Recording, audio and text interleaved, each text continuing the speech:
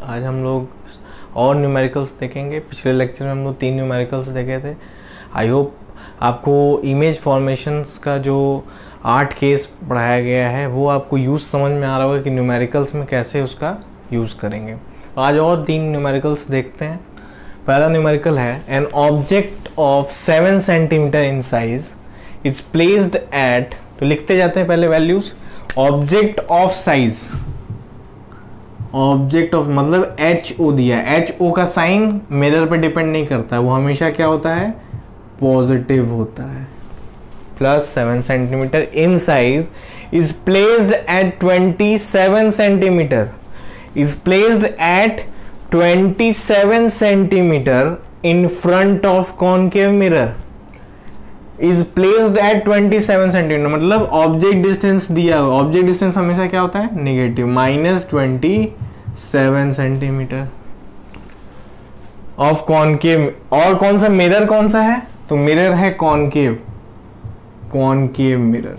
ये सब आप लिखोगे तो गलतियां नहीं करोगे। Concave mirror of focal length 18, तो कॉनकेव मिरर है तो फोकल लेंथ कैसा होगा, नेगेटिव, -18 सेंटीमीटर। ये तीनों वैल्यूज हमारे पास आ गई।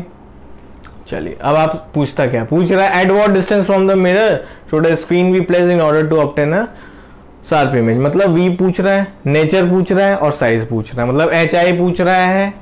तो पिछले लेक्चर में इस तरह का क्वेश्चन हमने किया था, एक तरह से बस वैल्यूज चेंज है। तो हम लोग क्या करेंगे, पहले हम लोग इस मिरर फॉर्मूला यूज करेंगे। तो so by mirror formula 1/f is equal to 1/v plus 1/u।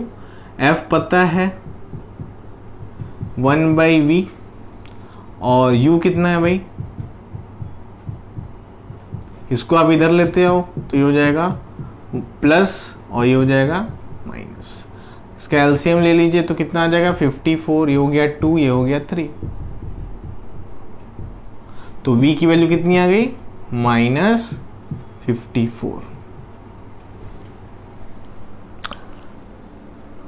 ठीक है, क्लियर बात थी। फिर से मैं वही कॉन्सेप्ट बोलूंगा कि फोकल लेंथ कितना था 18, तो इसका रेडियस ऑफ कर्वेचर कितना हो गया 36।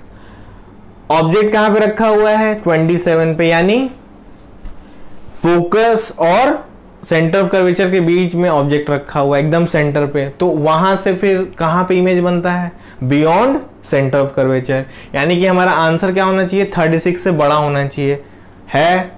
और कैसा होना चाहिए, इन फ्रंट ऑफ मिरर बनेगा इमेज, तो यानी रियल होना चाहिए, निगेटिव भी होना चाहिए। तो ये सब चीजें सही है हमारे आंसर इस हिसाब से। चलो तो v पता चल गया। अब आप क्या लिखोगे, फाइंड द नेचर। तो नेचर बताने के लिए आप तो ऐसे ही बता सकते हो डायरेक्टली कि निगेटिव है, लेकिन आपको जब भी नेचर बोले तो आपको मैग्निफिकेशन का हेल्प लेना है। मैग्निफिकेशन सबसे सही आइडिया देता है, क्योंकि वो चाहे लेंस हो चाहे मिरर हो, सबके लिए एक ही साइन बताता है, निगेटिव निगेटिव। यहां पे आप जब लेंस पढ़ोगे तो v का साइन रियल के लिए बदल जाएगा, ठीक है, लेकिन यहां पे मिरर के लिए v का साइन जिसके लिए निगेटिव वहां पॉजिटिव हो जाएगा। लेकिन मैग्निफिकेशन वहां पे भी निगेटिव ही रहेगा रियल के लिए और वर्चुअल के लिए पॉजिटिव ही रहेगा। तो इसलिए मैग्निफिकेशन ज्यादा अच्छा टूल है। तो नेचर एंड साइज की बात कर रहे थे, तो नेचर के लिए हम लोग क्या करें, मैग्निफिकेशन का हेल्प कर लेते हैं, हेल्प ले लेते हैं। तो ये कितना हो जाएगा, v पता है तो v कितना है -54, u कितना है -27। इसको सॉल्व कर लीजिए, कितना आ रहा है -2 सेंटीमीटर। क्लियर बात थी, रियल आना था तो निगेटिव तो आएगा। और कितना बना रहा है, दुगना, मतलब जो हाई साइज ऑफ इमेज होना चाहिए वो बड़ा होना भी चाहिए। क्यों, क्योंकि जब सेंटर ऑफ कर्वेचर से इधर ऑब्जेक्ट बढ़ता है तो साइज ऑफ इमेज बढ़ जाता है। अब हमें क्या निकालना है, साइज ऑफ इमेज भी फाइंड करना है। तो हम लोग मैग्निफिकेशन का दूसरा फॉर्मूला यूज करेंगे, HI/HO is equal to m। m कितना है -2। सॉरी, मैग्निफिकेशन का कोई यूनिट नहीं होता है, तो यूनिट का मत लिखिएगा -2। क्यों, क्योंकि ये भी सेंटीमीटर सेंटीमीटर सेंटीमीटर कैंसिल हो जाएगा, तो मैग्निफिकेशन का यूनिट नहीं होता है। तो HI/7 इज इक्वल टू -2, तो HI इज -14 सेंटीमीटर। ठीक है, तो साइज ऑफ इमेज कितना हो गया 14 सेंटीमीटर। चलिए सेकेंड क्वेश्चन देखते हैं। तो देखो रे डायग्राम से आप जोड़ के देखोगे तो ज्यादा आप सही से इसको समझ पाओगे कि ऐसा ही क्यों हो रहा है, वैसा ही क्यों हो रहा है। सेकेंड क्वेश्चन देखते हैं। अ कॉनकेव मिरर, पहली चीज क्या है, कॉनकेव मिरर दिया हुआ है। अच्छा क्वेश्चन है ये।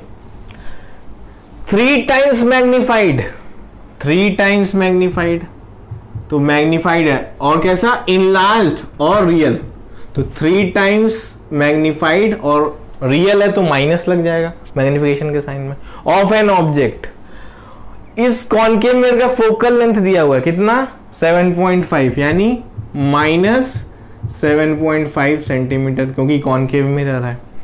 अब आपको बताना क्या है, v बताना है और u बताना है, मतलब इमेज डिस्टेंस बताना है और ऑब्जेक्ट डिस्टेंस बताना है।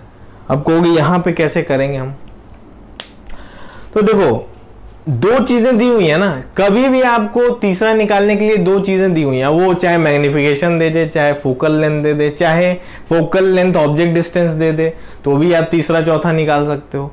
ठीक है, तो यहां पे 2 चीजें दी हुई हैं, इसलिए हम सॉल्व इसको कर सकते हैं। अब कैसे करेंगे, तो देखो मैग्निफिकेशन का फॉर्मूला देखिए, -v/u होता है मिरर के लिए। तो v कितना आ गया, ये आ गया v = 3u, फर्स्ट इक्वेशन हमारा हो गया। ठीक है, bye mirror formula 1/f = 1/v + 1/u लिख सकते हैं। तो 1/f, f कितना है, v के जगह पे आप u लिख दो, एक वेरिएबल को ही तो हटाना है। ओके, अच्छा क्वेश्चन है। -7.5, अच्छा क्वेश्चन है ये। तो 3u इसका एलसीएम हो जाएगा, तो यहां से 1 आ जाएगा और यहां से 3 आ जाएगा। -1/7.5 4/3u। चलो, तो u की वैल्यू कितनी आ गई, इसको सॉल्व कर लीजिए आप। तो ये आ जा रहा है -10 सेंटीमीटर। ठीक है, u की वैल्यू आ गई। अब आपको v निकालना है तो इसमें पुट कर दो, तो v = 3 × -10 मतलब -30। ठीक है, तो इस तरह से भी आप क्वेश्चन कर सकते हो। कुछ भी दिया हो, 2 वैल्यूज दी होनी चाहिए, चाहे वो फोकल लेंथ ऑब्जेक्ट डिस्टेंस दिया हो, चाहे वो फोकल लेंथ इमेज डिस्टेंस दिया हो, चाहे वो ऑब्जेक्ट डिस्टेंस और इमेज डिस्टेंस दिया हो, तो भी हम फोकल लेंथ मैग्निफिकेशन निकाल सकते हैं।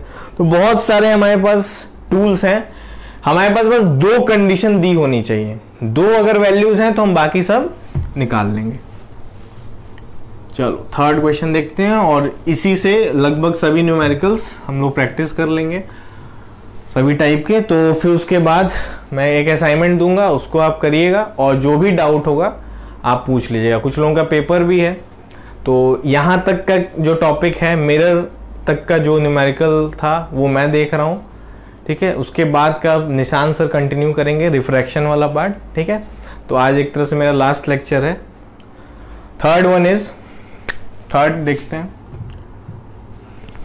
An object 5 centimetre in length, object का जो लेंथ है वो क्या है, +5 सेंटीमीटर, क्योंकि ऑब्जेक्ट हमेशा ऊपर रखा जाता है। Is placed at distance 20 centimetre, कहां रखा जाता है, 20 सेंटीमीटर पे, मतलब -20 सेंटीमीटर पे। कैसा मिरर है, कॉन्वेक्स मिरर है, कॉन्वेक्स मिरर। और आगे ऑफ रेडियस ऑफ कर्वेचर कितना दिया हुआ है, 30 सेंटीमीटर, जिसका रेडियस ऑफ कर्वेचर क्या है, 30 सेंटीमीटर है, मतलब +30 होगा, कॉन्वेक्स है तो इस साइड में सेंटर बनेगा। तो इसका फोकल लेंथ भी क्या हो जाएगा, +15 r/2। u पता है और f पता है, हमें क्या चाहिए, v चाहिए, hi चाहिए, तो निकाल ही लेंगे आराम से। मिरर फॉर्मूला यूज करते हैं पहले, 1/f = 1/v + 1/u, 1/v = 1/f- direct ये लिख सकते हैं, f कितना है भाई, 1/50, और u कितना है, ठीक है। साइन में गलत मत करना, जो जहां साइन है वो यहां लिखना है। तो ये हो गया इसका, ये इधर माइनस गया, इसका एलसीएम ले लो 60 आ जाएगा 4 और ये हो जाएगा 3। तो v इक्वल टू कितना आ गया 60/7 सेंटीमीटर। ठीक है, चलो अब आगे बढ़ते हैं। और क्या पूछा है, HI पूछा है। तो HI निकाल सकते हैं हम लोग। पहले इसका मैग्निफिकेशन निकाल लें, क्योंकि नेचर भी पूछा है तो मैग्निफिकेशन निकाल लेते हैं पहले। Magnification is -v/u for mirror. Minus v कितना है भाई 60/7, u कितना है -20, तो ये कितना आ गया 3/7। ऑब्वियस सी बात है मैग्निफिकेशन पॉजिटिव आएगा, क्योंकि कॉन्वेक्स मिरर में हमेशा किसी भी केस में, 2 ही केस थे, दोनों ही केस में कैसा बन रहा था, इमेज वर्चुअली बन रहा था। तो वर्चुअल के लिए मैग्निफिकेशन पॉजिटिव आना चाहिए। तो आप यहां लिखेंगे कि because magnification greater than 0 so nature of image will be virtual and erect. Okay, ये हो गया, इसका आंसर हो गया, इसका आंसर। अब HI निकाल लेते हैं। तो मैग्निफिकेशन का फिर से फॉर्मूला यूज करिए, HI/HO, size of image upon size of object is equal to कितना 3/7। तो HO दिया हुआ है, HO कितना दिया है 5 सॉरी, तो कितना आ गया 15/7 सेंटीमीटर। ठीक है, तो यही कुछ न्यूमेरिकल्स थे जो हम लोगों को प्रैक्टिस करने थे, और सभी मिरर्स का जो भी कॉन्सेप्ट है लगभग इतने न्यूमेरिकल से मैंने कोशिश किया कि आपका क्लियर हो जाए। फिर भी कोई डाउट होगा मैं एक असाइनमेंट दूंगा, और अगर आपके पास प्रदीप है उसको भी देख लेते हैं। इसमें रे डायग्राम बनाने को भी आ सकता है न्यूमेरिकल के साथ में, 5 नंबर में कभी कभी ऐसा भी होता है। तो आप ये देख लीजिए, इसमें क्या है क्वेश्चन की फोकल लेंथ दिया है कॉनकेव मिरर का 15 सेंटीमीटर का है, दिया है कि इरेक्ट इमेज बनाना है। तो मैंने बोला था कि जब भी इरेक्ट बनेगा तो वर्चुअल तो बनेगा, ये कॉमन सेंस है, लेकिन आप ये लिख नहीं सकते डायरेक्ट। इरेक्ट इमेज बनेगा यानी HI का साइन पॉजिटिव होगा, HO हमेशा पॉजिटिव होता है, तो मैग्निफिकेशन का साइन क्या होगा +/+। तो इसमें पूछा है कि नेचर ऑफ इमेज कैसा होगा, तो आप यहाँ पे लिखेंगे कि मैग्निफिकेशन क्योंकि HI/HO होता है, और क्योंकि इरेक्ट इमेज है इसलिए हमें HI का साइन पॉजिटिव होगा, HO का साइन भी पॉजिटिव होता है, तो मैग्निफिकेशन पॉजिटिव है। मैग्निफिकेशन पॉजिटिव मतलब नेचर ऑफ इमेज कैसा होगा वर्चुअल, और इरेक्ट तो पहले से दिया हुआ है, तो ये वाला पार्ट तो आप ऐसे ही कर लोगे। अब क्या पूछा है कि कॉनकेव मिरर है और हमें वर्चुअल केस बनाना है, तो रेंज ऑफ यू पूछा है कि यू कहां से, मतलब ऑब्जेक्ट कहां रखना चाहिए।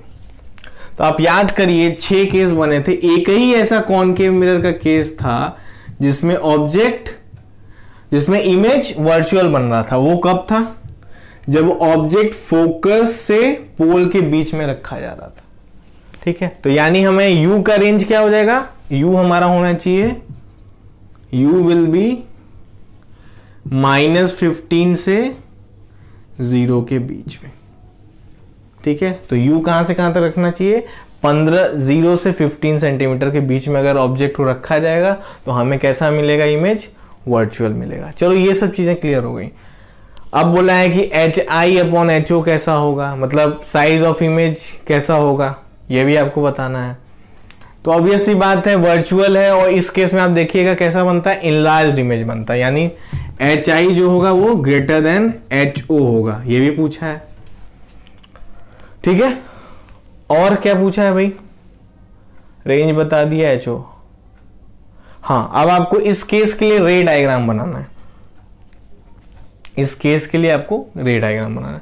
तो आपको क्या करना है, देखिए ध्यान रखिएगा, ऑब्जेक्ट आप यहां पे ले लो और एक जनरलाइज जैसे आप रे डायग्राम बनाते थे वही वाला रे डायग्राम बनाना है। बस ध्यान क्या रखना है कि ये जो डिस्टेंस है 15 सेंटीमीटर, 15 सेंटीमीटर अब आप लोगे तो नहीं, वो तो बहुत बड़ा हो जाएगा पूरा स्केल के बराबर। तो आप क्या करोगे, उसकी स्केलिंग करोगे। वैसे 15 करते थे ना ग्राफ पे, तो 15 को मान लो आपने अपने स्केल पे क्या रख लिया 3 सेंटीमीटर के बराबर, मतलब 1 सेंटीमीटर आपका कितना के बराबर है 5 सेंटीमीटर के बराबर आपकी स्केल का। तो उसके अकॉर्डिंग आप स्केलिंग करोगे, उसी के अकॉर्डिंग इसको भी स्केलिंग करोगे। अब HO का कोई साइज नहीं दिया इसलिए आप कोई भी साइज ले लेंगे। ठीक है, अगर साइज दिया होता तो उसका भी उसी स्केल के हिसाब से आप करते हैं। सपोज मान लो HO का साइज 10 सेंटीमीटर होता है, तो आपने स्केल क्या लिया है, 1 सेंटीमीटर इक्वल टू 5 सेंटीमीटर, ऐसा लिया है आपने। तो यहां पे 10 सेंटीमीटर के लिए आपको क्या लेना पड़ता है, 2 सेंटीमीटर का ऑब्जेक्ट बनाना पड़ता है।